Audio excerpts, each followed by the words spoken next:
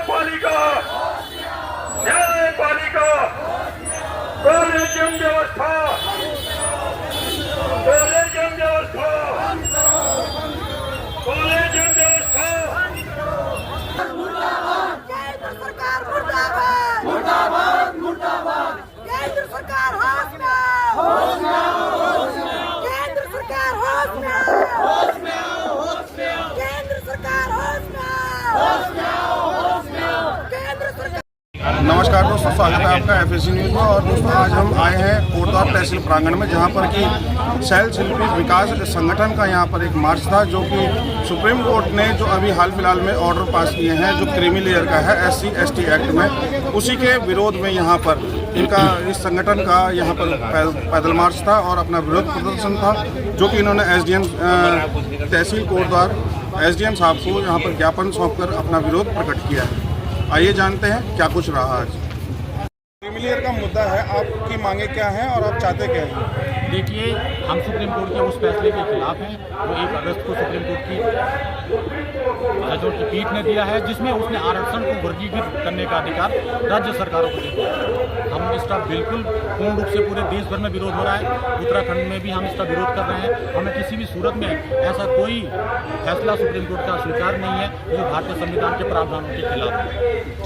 और आज यहाँ तहसील प्रांगण में आकर आप SDM साहब से क्या?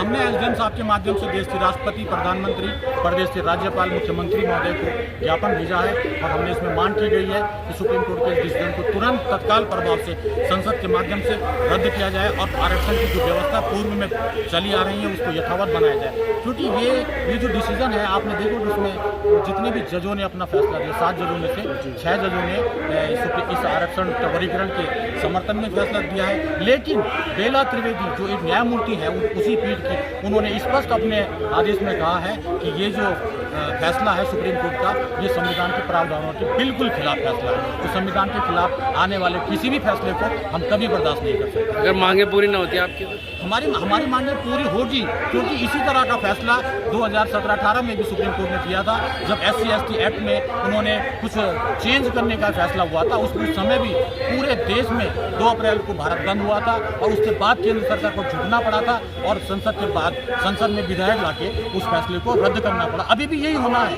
कोटद्वार उत्तराखंड एक ऐसा, हम लोग बहुत पीसफुल प्रोटेस्ट किए हैं, लेकिन आज ही पूरे देश भर में ये आंदोलन बहुत भव्यता से और बहुत बड़े स्तर पर चल रहा है। आज हमने सांकेतिक रूप से ही सही, लेकिन सैकड़ों लोगों के साथ हमने आज बुद्धा पार्क से कोटद्वार तहसील तक मार्च किया और इसमें तमाम लोगों की हमारी यही मांग है कि सुप्रीम कोर्ट का कोई भी ऐसा फैसला जो संविधान, बाबा साहब के बनाए हुए संविधान के खिलाफ होगा, उसको किसी भी सूरत में बर्दाश्त नहीं किया। आपका नाम? मेरा नाम विकास कुमार आर्य है। मैं शैल शिल्पी विकास संगठन का प्रदेश अध्यक्ष। आपकी मांगे क्या हैं? जी, आज का जो हमारा जो ज्ञापन है महामहिम राष्ट्रपति जी को और माननीय प्रधानमंत्री श्री नरेंद्र मोदी जी को हम प्रेषित कर रहे हैं SDM कोटद्वार के माध्यम से। 1 अगस्त 2024 को माननीय सुप्रीम कोर्ट का एक फैसला आया है और वो फैसला आया है कि क्रीमी लेयर और जातियों के, अनुसूचित जाति और जनजाति के बीच में उपवर्गीकरण का फैसला है, जो कि सरासर गलत है। हमारे देश में 6,648 जातियाँ अनुसूचित जाति की हैं और किस किस को सरकार इस उपवर्गीकरण में लेंगे। दरअसल आरक्षण जो है वो आर्थिक आधार पर नहीं होकर बल्कि सामाजिक आधार पर, जब तक इस देश में छुआछूत है, इस देश में जब तक सामाजिक एक रास्ता नहीं आती है, तब तक इस जातियों के अंदर ही एक जाति का ऐसा वर्गीकरण, एक जहर फैलाने जारी है सुप्रीम कोर्ट, जिसका हम लोग घोर विरोध कर रहे हैं। इसके विरोध में आपका जो पैदल मार्च था किस प्रकार रहा और आप क्या मानती हैं कि होना चाहिए या नहीं होना चाहिए? मेरा अपना मानना नहीं, पूरे समाज का ये मानना है कि ये नहीं होना चाहिए। ये कोटे में भी कोटा देने वाला का क्या मतलब होता है, आप बताइए ना। एक तो कोटा बड़ी मुश्किल से देते ही नहीं है, ये सारे पद खाली पड़े हुए हैं, उसमें भी आप कोटा दे रहे हैं। और दूसरी बात, सुप्रीम कोर्ट में जो 7 जज हैं उसमें से एक जज जो है बेला त्रिपाठी जी, उन्होंने भी ये माना है कि ये गलत है, ये संविधान के अनुरूप नहीं है, ऐसा नहीं होना चाहिए। तो हमारे पूरे समाज ने, हमारे सारे, बल्कि इसमें हमारे समाज के नहीं, हर वर्ग, जाति वर्ग के लोग हैं इसमें, जिन्होंने इसका हमारे साथ विरोध किया है कि ऐसा नहीं होना चाहिए। समाज में जो है आरक्षण व्यवस्था बनाए रखनी चाहिए, बिना उसके कुछ नहीं होने वाला।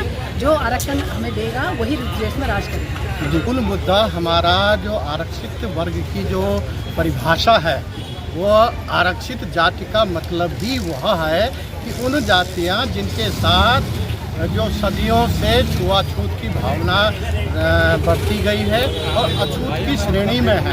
इसका एक ही कैटेगराइजेशन है, अनुसूचित जाति, और इसी को संविधान में ये क्या कहते हैं व्यवस्था की गई है। और संविधान में इस तरह की कोई व्यवस्था नहीं की गई है कि आर्थिक आधार कोई इसमें भविष्य में कोई बात होगी। केवल एक आधार है, वही आधार है और एकमात्र आधार है कि अछूत जातियों के साथ जो सदियों से व्यवहार किया गया है, जब तक ये समाप्त नहीं होता तब तक ये आरक्षण यथावत जारी रहेगा।